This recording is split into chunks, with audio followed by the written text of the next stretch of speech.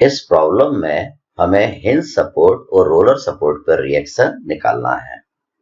इस प्रॉब्लम में एक आपको बीम दिया है, इस बीम के ऊपर एक पुली लगी हुई है और इस पुली पर एक वेट लटका है 2 न्यूटन का, और हमने क्या करा है, इस वेट को यहां पर रस्सी से बांध के रखा है।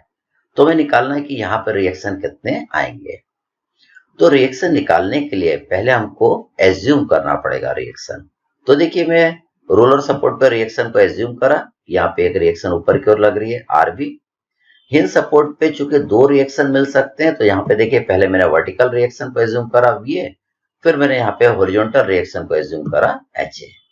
तो हमें यहाँ पे ये 3 अननोन्स की वैल्यू फाइंड आउट करना है। तो पहले देखिए, हमको इस पॉइंट पर रिएक्शन निकालना पड़ेगा कि यहाँ पे इस वेट और टी के कारण क्या रिएक्शन मिल रहा है, फिर हम ये रिएक्शंस फाइंड आउट कर पाएंगे। तो देखिए, मैं पुली का फ्री बॉडी डायग्राम अलग से बना रहा हूं। तो देखिए, पुली का फ्री बॉडी डायग्राम दिख रहा है। तो यह फ्रिक्शनलेस पुली है, तो यहाँ पे 2 न्यूटन का वेट लटका हुआ है, इसलिए यहाँ पे जो टेंशन आएगा ये आपका 2 न्यूटन का आएगा। तो देखिए, यहाँ पे टेंशन टी मैंने बना दिया 2 न्यूटन का। अब देखिए, पुली का आपको वेट दिया है, वेट ऑफ द पुली कितना दिया, 5 न्यूटन। तो 5 न्यूटन मैंने इसका वेट यहाँ पे लगा दिया। हम देखिए पुली का फ्री बॉडी डायग्राम बना रहे हैं, तो ये बीम क्या करेगी, पुली पे फोर्स लगाएगी। एक तो इस पुली के सेंटर पे वर्टिकल डायरेक्शन में फोर्स लगाएगी बीम, जिसको हमने वीसी नाम दिया, और ये जो बीम है पुली पे हॉरिजॉन्टल डायरेक्शन में भी फोर्स लगाएगी, जिसको मैंने एचसी नाम दिया।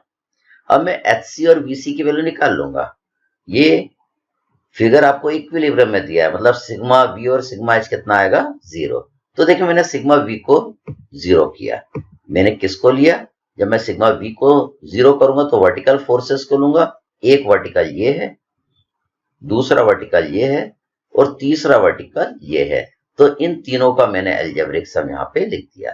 वीसी ऊपर के डायरेक्शन में तो प्लस, 5 और 2 नीचे के डायरेक्शन में, इसलिए हमने इनको निगेटिव लिख दिया और इक्वल टू हमने 0 कर दिया। तो इससे आपके वीसी की वैल्यू आ जाएगी। वीसी आपका कितना आ जाएगा, 7 न्यूटन। अब हमको इनके हॉरिजॉन्टल कंपोनेंट का अलजेब्रिक सम करना है, तो हम हॉरिजॉन्टल फोर्सेस को देखेंगे।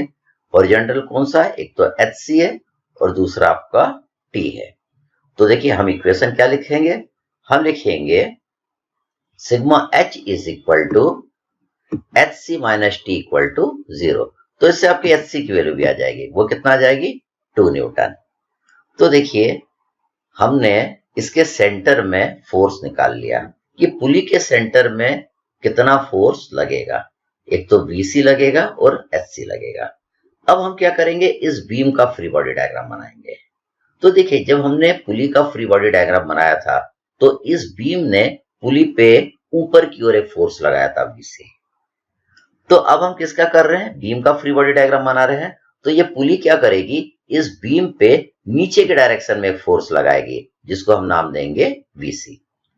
देखिए, जब हम पुली का फ्री बॉडी डायग्राम बना रहे थे, तो ये बीम पुली पे एचसी इस डायरेक्शन में लगा रहा था, ये देखिए इस डायरेक्शन में। लेकिन अब बीम का एफबीडी बन रहा है, तो हम अब पुली क्या करेगी, बीम पे इस डायरेक्शन में एचसी लगाएगी।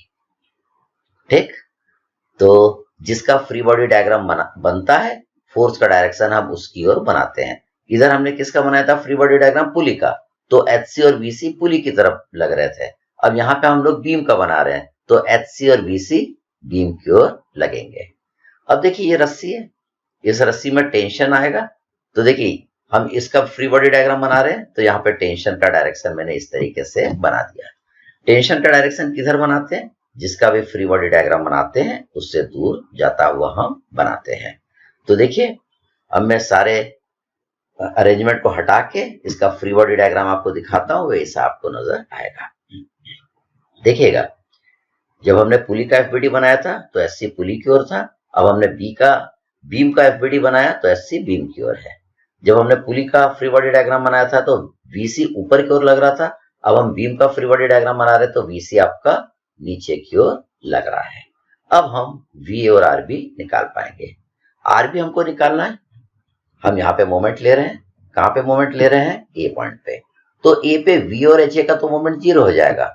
देखिए, वी भी यहां से जा रहा है और एच ए भी यहां से जा रहा है, और एच सी का भी मोमेंट 0 हो जाएगा, क्योंकि एच सी भी आपका इसी पॉइंट से पास होकर जा रहा है।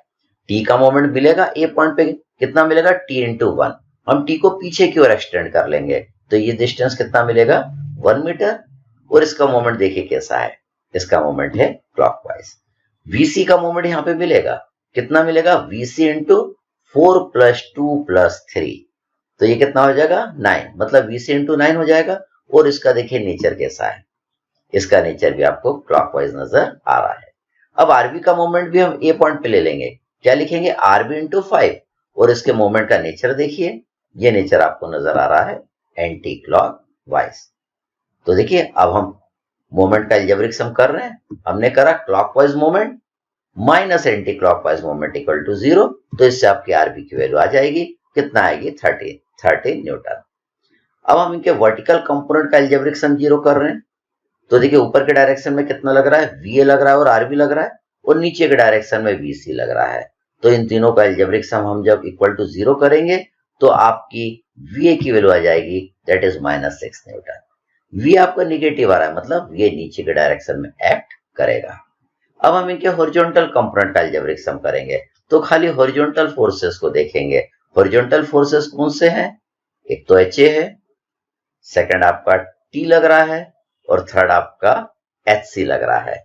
तो देखिए हम इनका एल्जेब्रिक सम कर रहे हैं, तो हमने लिखा H A plus T minus H C is equal to 0, तो आपका इसका एच ए की वैल्यू आ जाएगी, एच ए कितनी आएगा, 0 न्यूटन।